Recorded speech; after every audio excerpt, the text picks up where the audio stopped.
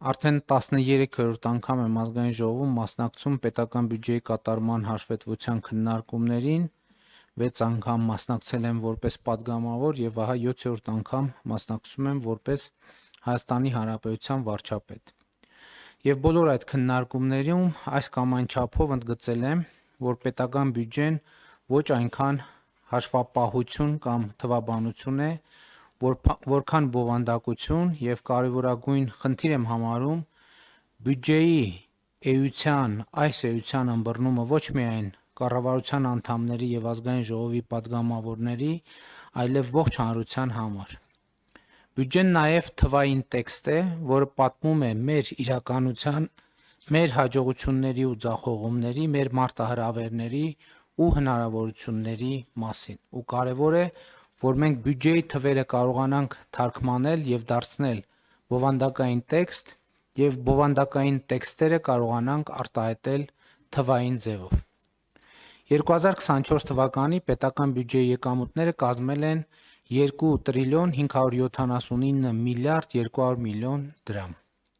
Սա նշանակում է, որ մենք բոլորս մեր աշխատանքով այսքան գումար ենք տվել, բերել, փոխանցել պետական բյուջե, որը մեր երկրի ընտանեկան բյուջեն է։ Այս թիվը արտահայտում է մեր բոլորի աշխատանքի արդյունքը։ Վարչապետ, կառավարություն, ազգային ժողով, կառավարությանը ենթակա մարմիններ, բայց նաև քաղաքացիներ։ Խոսքը բոլոր առանց բացառության բոլոր քաղաքացիների մասին է։ 2024 թվականին նրանց մի մասը չի աշխատել, մյուս մասը աշխատել է։ Իդեպ ասեմ, որ 2024 թվականի նոյեմբերին Հայաստանի Հանրապետության բոլոր ժամանակների գրանցված եւ աշխատավարձով ապահովված աշխատատեղերի բացարձակ ռեկորդ է սահմանվել։ 2024 թվականի նոյեմբերին գրանցվել է 782.832 աշխատատեղ, որը 192.613-ով կամ 32%-ով ավել է 2018 թվականի նոյեմբերի ցուցանիշից։ Այս տարվա ապրիլին, սակայն, արդեն գրանցվել է աշխատավարձերով ապահովված աշխատատեղերի նոր պատմական ռեկորդ՝ 783.547, որը 2018 թվականի ապրիլի նկատմամբ ավել է 242.119-ով կամ 44.7%-ով։ Այսինքն այս պահին արդեն լիարժեք ամփոփված մեր վերջին տվյալն է սա։ Մայիսի տվյալները դեռ ամփոփված չեն։ Այսինքն 2018 թվականի հեղափոխությունից հետո Հայաստանում ստեղծվել է 242.119 աշխատատեղ։ Ընդ որում աշխատավարձով ապահովված եւ կարեւոր եմ համարում ասել, որ ես գիտեմ, որ շատ հաճախ լինում է հոռետեսություն վիճակագրությունների վերաբերյալ, բայց այս վիճակագրությունը ավելի քան վստահելի է, ինչու, որովհետեւ այս աշխատատեղերը կոնկրետ մարդկանցով, անուն ազգանուններով, վճարված աշխատավարձերով եւ աշխատավարձի դիմաց վճարված եկամտային հարկով ապացուցելի է, այսինքն այս մի թիվը, որը չի կարող ընդհանրապես որևէ առարկության տրվել։ 2018 թվականի ապրիլին Հայաստանում միջին աշխատավարձը եղել է 173.996 դրամ։ 2025 թվականի ապրիլին 304.992 դրամ։ Միջին աշխատավարձի աճը կազմել է 130.000 դրամ կամ 75%։ 2018 թվականի ապրիլը 2025 թվականի ապրիլի նկատմամբ։ Նույն ժամանակահատվածում հանրագումարային գնաճը, կուտակային գնաճը կազմել է 25%։ Սա թերևս հարցի պատասխանն է, կամ կարող է մեզ օգնել պատասխանել հարցին, թե մարդիկ, որովհետև մամուլում, սոցիալական ցանցերում, քաղաքական հարթակներում այս հարցը հնչում է, թե մարդիկ այսօր ավելի լավ են ապրում, թե ավելի վատ 2018 թվականի համեմատ։ Այս թիվը վկայությունն է այն բանի, որ մարդիկ Հայաստանում ավելի լավ են ապրում եւ ավելի լավ են ապրում գնաճի հաշվառումով եւ ավելի լավ են ապրում շուրջ 50%-ով։ Այսինքն իրենց ապրածի կեսի չափով, եթե պատկերավոր նկարագրենք, ավելի լավ են ապրում։ Սա իհարկե չի նշանակում, որ մարդիկ Հայաստանում գոհ են իրենց կյանքից։ Նախ այս ասածս վերաբերվում է աշխատող մարդկանց, բայց մյուս կողմից տեսնում ենք, որ մենք մեզ տեսանելի աշխատող մարդկանց թիվը էականորեն ավելացել է։ Երկրորդն էլ մարդիկ ինչու կարող են գոհ չլինել իրենց կյանքից։ Մի շատ պարզ, հասկանալի եւ լեգիտիմ պատճառով, որովհետեւ մարդիկ ուզում են ավելի լավ ապրել եւ ուզում են ավելի լավ ապրել ինչու, որովհետեւ տեսնում են, այսօրվա Հայաստանում տեսնում են, որ ավելի լավ ապրելը հնարավոր է։ Ավելի լավ ապրելը հնարավոր է, այսինքն էս էլ է շատ կարևոր հանգամանք, որովհետև մարդիկ կարող են տեսնել, որ ավելի լավ ապրելը հնարավոր չի, համաձայն այն ասացվածքի, որ մի քիչ էլ կվատանա ու տենց էլ կմնա։ Փաստորեն հիմա այս տրամաբանությունը որոշակի փոփոխություն է կրել, մարդիկ չեն ուզում, որ մի քիչ վատանա ու տենց մնա, այս մեր թվաբանությունը ապացուցելու ցույց է տալիս, որ լավացել է, բայց եւ քաղաքացիները եւ կառավարությունը եւ ազգային ժողովի մեծամասնությունը առավել եւս լեգիտիմ կերպով համարում են, որ այնքան չի լավացել, որ մենք գոհ լինենք այդ լավացման աստիճանից։ Եվ հետեւաբար մեր խնդիրը ոչ միայն այս թվաբանության աճը ապահովելն է, այլև գոհունակություն ապահովելն է, որը շատ մասշտաբային խնդիր է, որին ավելի ուշ կանդրադառնամ։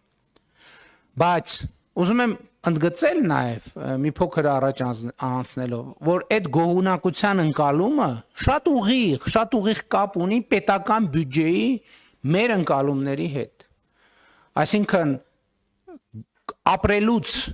կյանքից գոհ լինելը կապ ունի պետական բյուջեի մեր ընկալումների եւ պետական բյուջեի հետ, բայց մինչ այդ մեկ ուրիշ թիվ էլ մեջբերեմ 2025 թվականի ապրիլի ընդհանուր բոլոր աշխատողների աշխատավարձի ֆոնդը համախառն կազմել է 238 միլիարդ 975 միլիոն դրամ 2025 թվականի ապրիլին 238 միլիարդ 975 միլիոն դրամ 2018 թվականի ապրիլին, խնդրում եմ թվերին ուշադրություն դարձրեք, 94 միլիարդ 206 միլիոն դրամ։ Սա կրկնում եմ բոլոր աշխատողների, բոլոր գրանցված աշխատավարձն է եւ այս թիվը 2025 թվականի ապրիլին 2018 թվականի ապրիլի նկատմամբ աճել է 144 միլիարդ դրամով կամ խնդրում եմ ուշադրություն 153%-ով Այսինքն Հայաստանի Հանրապետությունում գրանցված աշխատավարձային ֆոնդը 2025 թվականի ապրիլի դրությամբ ավելի քան կրկնապատկվել է 2.5 անգամ ավելացել է 2018 թվականի ապրիլի համեմատ։ Այս թիվը դժվար է նույնիսկ մեկնաբանել։ Ես օրինակ մտածում եմ ինչ մեկնաբանեմ, ինչ մեկնաբանություն տամ ես այս թվին,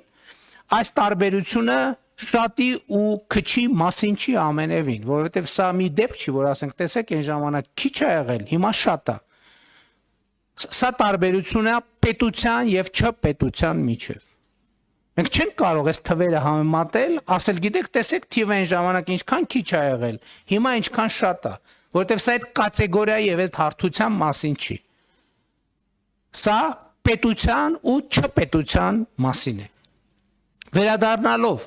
238 միլիարդ 975 միլիոն դրամ աշխատավարձի ֆոնդին չեմ ժխտի, որ այստեղ մտնում են թե այն մարդկանց աշխատավարձերը, ովքեր ստանում են 3-ից 4 միլիոն կամ նույնիսկ ավել աշխատավարձ, թե այն մարդկանց աշխատավարձերը, ովքեր ստանում են 80,000 դրամ աշխատավարձ։ Նաև նրանցը, ովքեր աշխատում են կես կամ 1/4 դրույքով եւ ստանում են ասենք ավելի քիչ։ Այսինքն այս բոլոր աշխատավարձերի հարագումարն է։ Եվ այս կապակցությամբ պիտի անեմ մի հայտարարություն, որը չեմ բացառում, որ կդառնա, ինչպես ասում են, աղմկոտ։ Իսկ հայտարարությունը հետեւյալն է. բարձր աշխատավարձ հիմնականում մոտավորապես հայտարարությունը հետևյալն է. բարձր աշխատավարձ հիմնականում 80-90%-ով ստանում են նրանք, ովքեր մրցունակ կրթություն են ստացել։ Ցածր աշխատավարձ մոտավորապես 80-90%-ով ստանում են նրանք, ովքեր չեն ստացել մրցունակ կրթություն։ Ինչու եմ ասում 80-90 եւ ոչ 100%, որովհետեւ մեծ է հավանականությունը կամ կա հավանականություն, որ 10-20%-ը կարող են բարձր աշխատավարձ ստանալ ոչ թե կրթության, այլ ուրիշ գործոնների հաշվին։ Եվ 10-20%-ը կարող են ցածր աշխատավարձ ստանալ ոչ թե ոչ մրցունակ կրթության, այլ ուրիշ գործոնների պատճառով։ Ներառյալ անարդարությունը,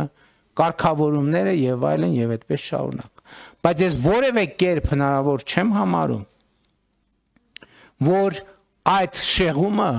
ավելին լինի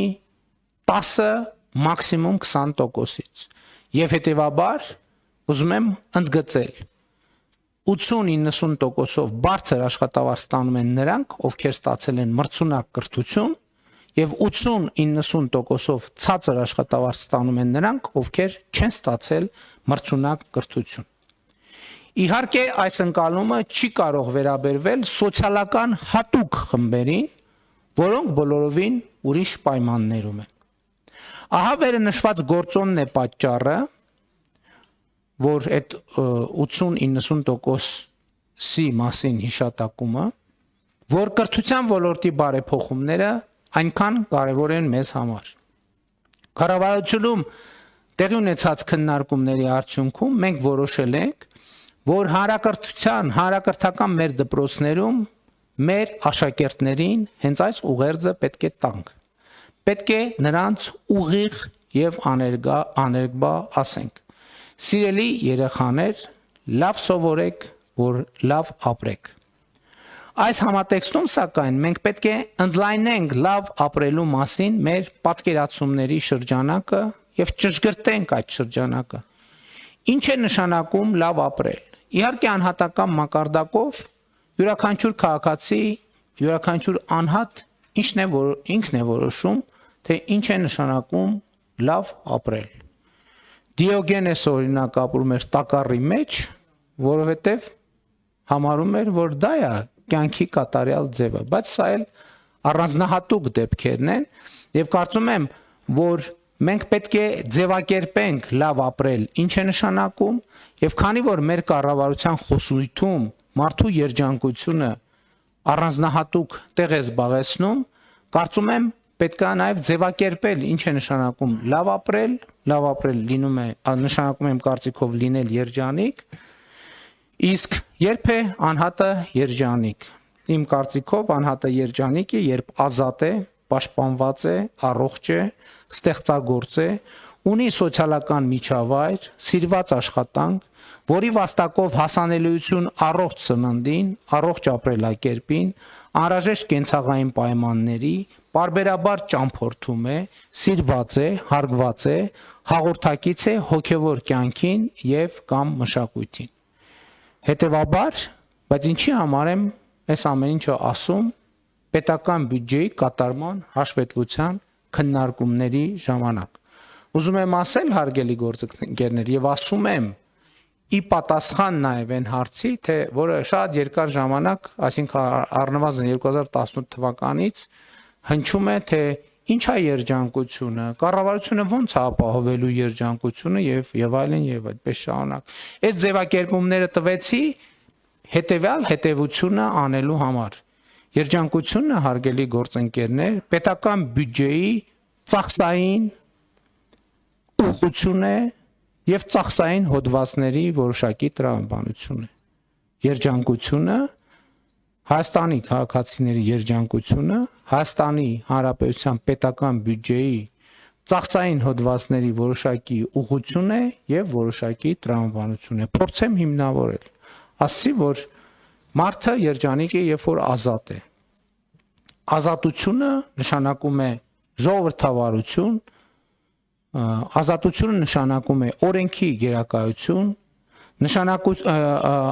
ազատությունը նշանակում է իրավունքի պաշտպանություն եւ դրանք բոլորը